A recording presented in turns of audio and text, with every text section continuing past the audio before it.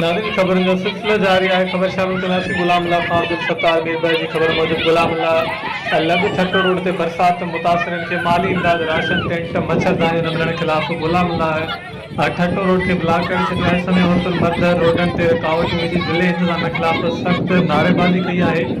मुतासिरनि जो चवणु आहे त असांजा बचा बुकूं काटे रहिया आहिनि, असांखे टेंट मच्छरदानियूं राशन वग़ैरह न पियो ॾिनो वञे।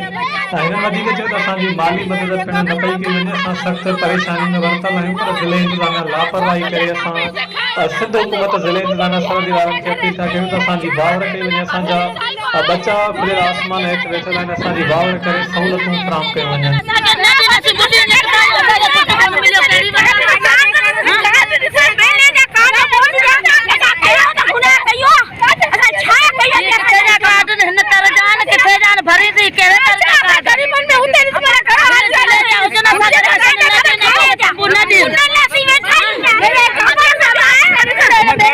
कार्ड रखो था।